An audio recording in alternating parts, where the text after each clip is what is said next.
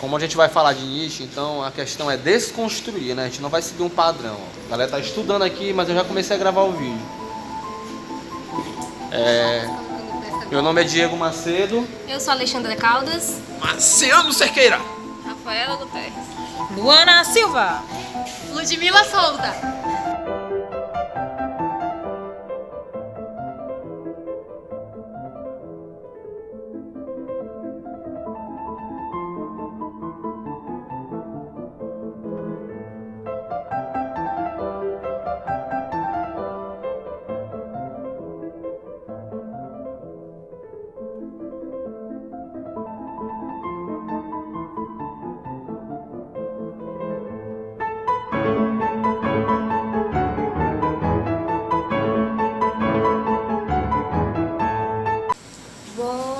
Eu vou fazer uma breve introdução sobre o que vamos falar no decorrer da nossa roda de conversa, né?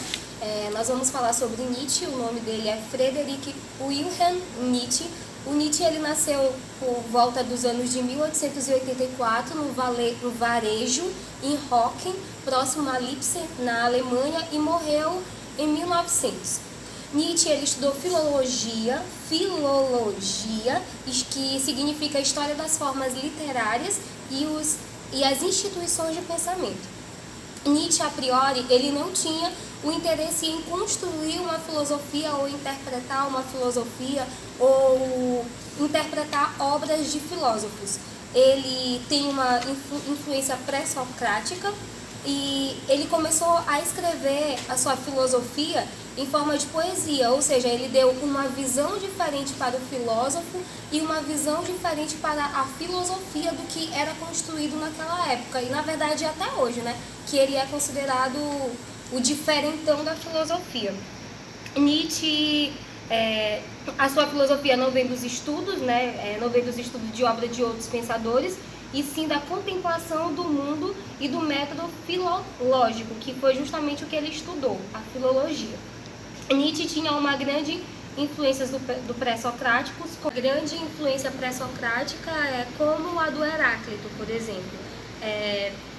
Um dos diferenciais de Nietzsche era que ele escreveu suas ideias em forma de poesia e que, como eu já citei, a sua filosofia ela vem de um estudo ela não vem do estudo de obra de pensadores, né? O Nietzsche ele não estava preocupado em uma solução ou não estava preocupado em criar uma fórmula onde essa fórmula nós chegaríamos a um bem comum.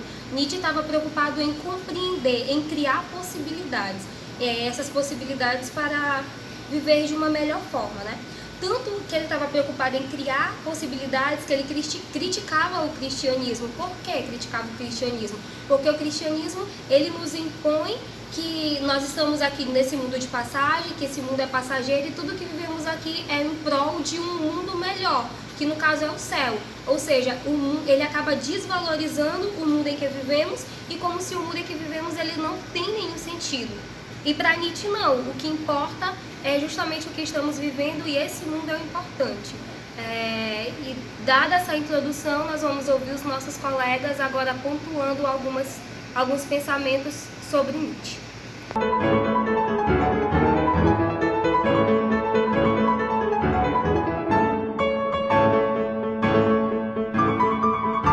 Bom, o pensamento de Nietzsche, ele é uma tensão muito constante, ou seja, ele não vem das obras de outros pensadores, e sim da contemplação do mundo e do método filológico, né? E antes de entrar nesse parâmetro da filosofia no olhar de Nietzsche, eu vou enfatizar na sistematização. Ou seja, vou fazer um anti-horário aí nesse quesito. A sistematização, ela vai abranger os dois momentos, né? Tanto o momento bom como o momento mau. Então esse sistema, ele revela, né, o caráter de um pensador e se ele vai agir de maneira inteligente diante dessa sistematização. E o sistema mau, no olhar de Nietzsche, ele fala que os filósofos, ele vai aprisionar esse pensamento. Então, saindo dessa sistematização, vem o método monadológico, né? Ou seja, é a filosofia de Sócrates. Então, antes de entrar nesse método, eu vou falar a questão da filosofia para Nietzsche, que era a filosofia para ele, no olhar dele, tinha que ter uma máxima seriedade. Diante disso, é a questão de uma visão no qual o homem deve viver e não se restringir a um sistema, né? E de antemão, a filosofia, ela tem que ter uma realidade constitutiva, ela é essencial. Dentre isso, ela também é regulativa, ou seja, ela vai regular, padronizar o homem a seguir os seus padrões racionais. Então, nesse meio termo, Sócrates vai ser para Nietzsche um filósofo protótipo, ou seja, ele vai ser o questionador. Ele não vai estar ligado ao sistema, ele vai procurar problemas, enfatizar em problemas iniciais. Então, daí, a filosofia também, ela vai ser exigente. Ela vai exigir o quê? Ela vai exigir coragem, prudência, firmeza e sutileza. Para quê? Para ter um olhar, né, dos acontecimentos, ou seja, uma organização. Dentro dessa organização, Nietzsche ele também considera a filosofia no sentido de experimentar sem medo, né? Então, ele vai ter novas evidências. Então, Nietzsche ele considera a filosofia como um sentido de experimentar sem medo, né? Aceitar novas evidências e abandonar antigas posições. Então, nesse quesito, o maior valor do pensamento de Nietzsche é o fato dele encarar mesmo o verdadeiro espírito filosófico, né? Ele consiste em procurar verdades, onde o pensamento, na visão dele, está a serviço da vida.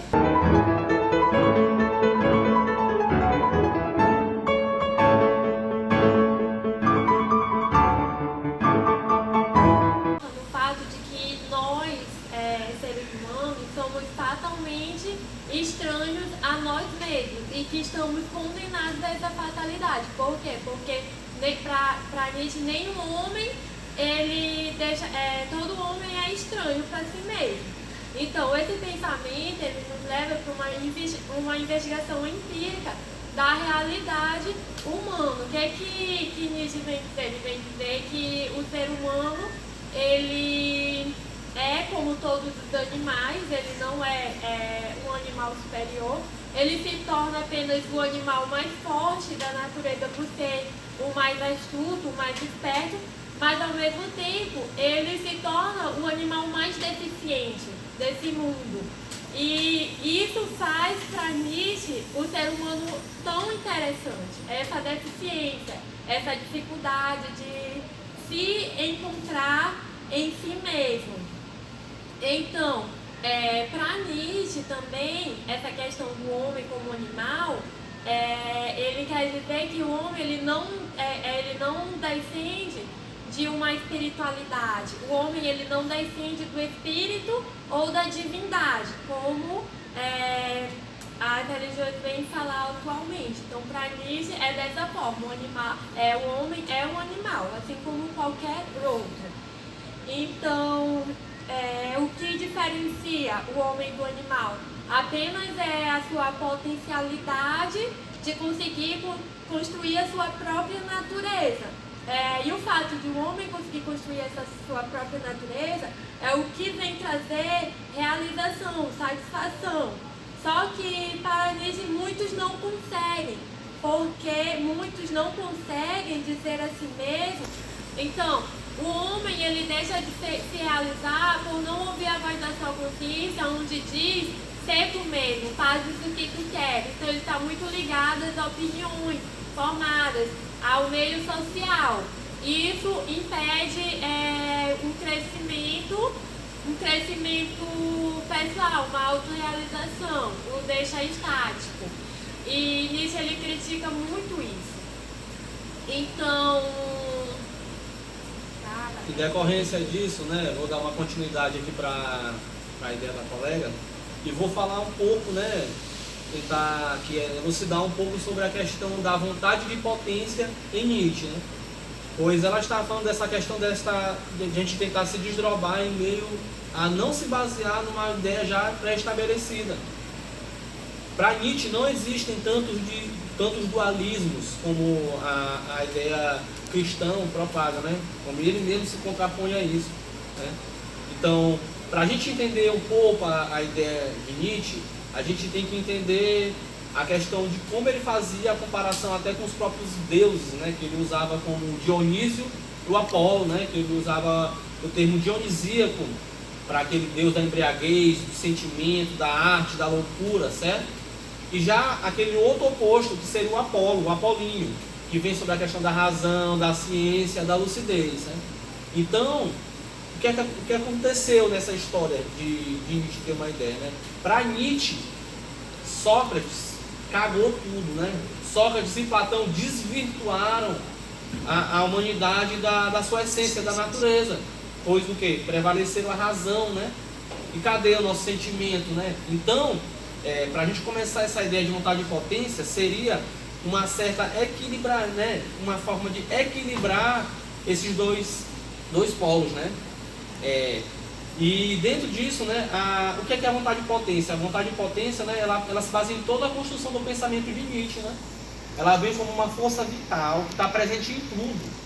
Não somente nas partes orgânicas, mas também nas partes inorgânicas. Porque todo este contexto está interagindo com o outro, são forças, né? O magnetismo, as plantas, os seres vivos de forma geral, né? Mas só que para Nietzsche, essa vontade de potência, ela é fortalecida no homem.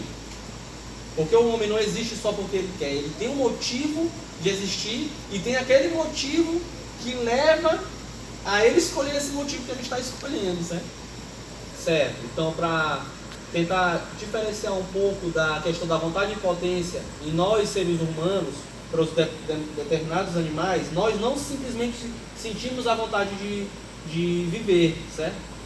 E isso existe uma força da psique humana, né? Sim, então, Gê, tu poderia explicar mais um pouco como é que vem surgir esse pensamento humano na vontade de potência? Certo, né? Aquilo que vem à mente humana, nada mais, nada menos, é aquelas consequências que estão à nossa volta. O homem, ele não está preocupado em se adaptar às condições presentes. Ele quer dominar e dar sentido às coisas à sua volta. A vontade de potência, ela se caracteriza por a busca de mais vontade de potência, certo? E existem duas forças que encadeiam essa vontade de potência, que são as forças ativas e existem as forças reativas. E, de acordo com o pensamento de Nietzsche, a força ativa, ela existe por si só, certo? Enquanto as forças reativas, elas dependem já de uma força pré-existente. E ele faz uma separação, que ele diz que a força ativa é aquela que é dos fortes, certo? E as forças reativas são aquelas que são dos fracos.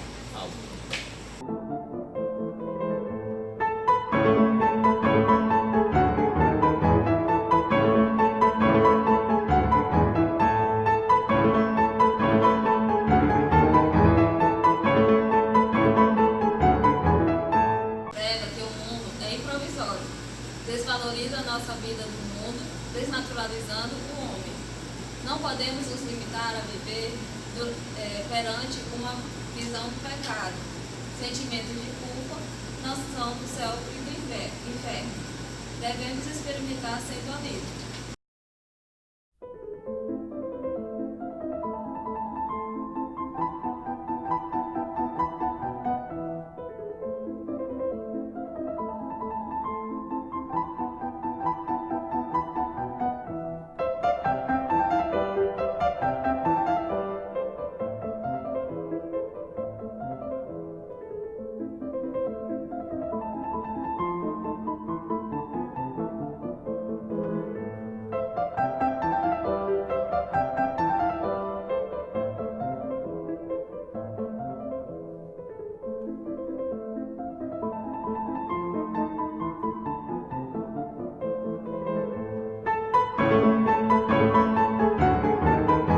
Galerinha, vamos dar continuidade à nossa roda de conversa, né?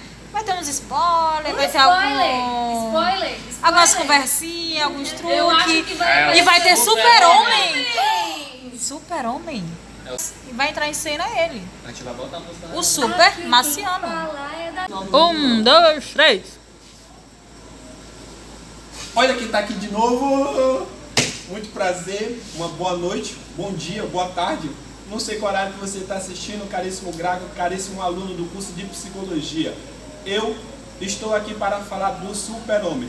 Não exatamente de mim e nem exatamente daquele cara que usa a cueca por cima da calça.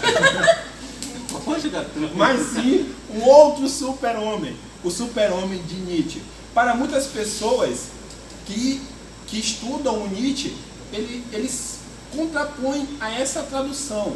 Muitos preferem a tradução do além do homem, né? Mas o que seria o super-homem, o além do homem? Seria basicamente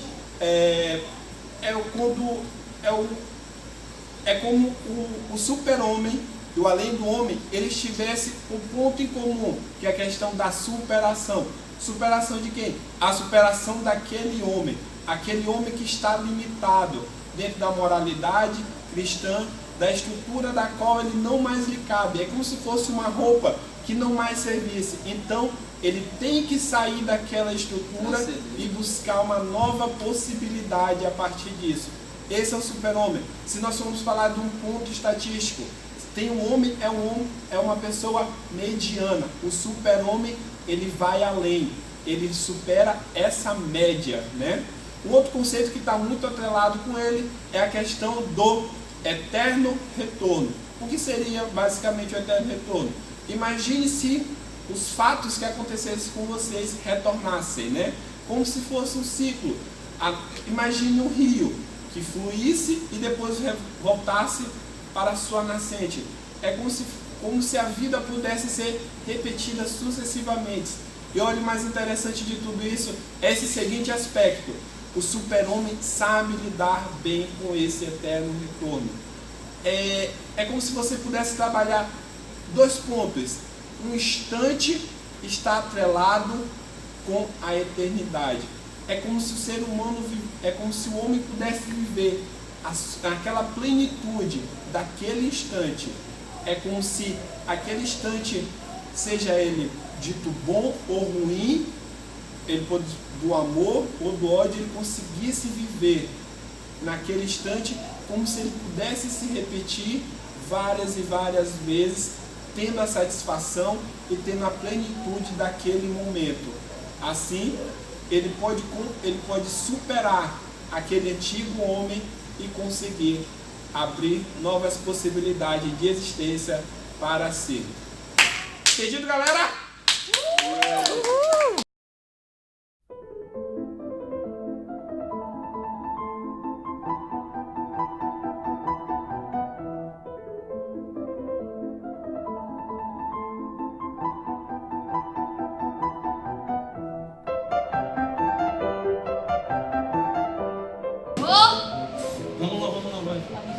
Olá, boa noite. Nós estamos... Eu me chamo Alexandra. E chegando aí, ó. Ah, bastidores. E também temos alguém ensaiando aqui sua apresentação. Deus está morto. Deus está morto e agora virou o Superman. Nos bastidores de uma gravação. Vamos virar youtubers ou psicólogos? Eis a questão. Porque já está estabelecido socialmente, isso aqui é ruim, isso aqui é bom. E eu não permito me experimentar dentro disso daí. Eu já vou com aquele pré-julgamento social de uma potência já existente anteriormente. E não se limitando, né, essas questões. E não se limitando nessas questões no qual ele vai ter uma visão crítica também, né?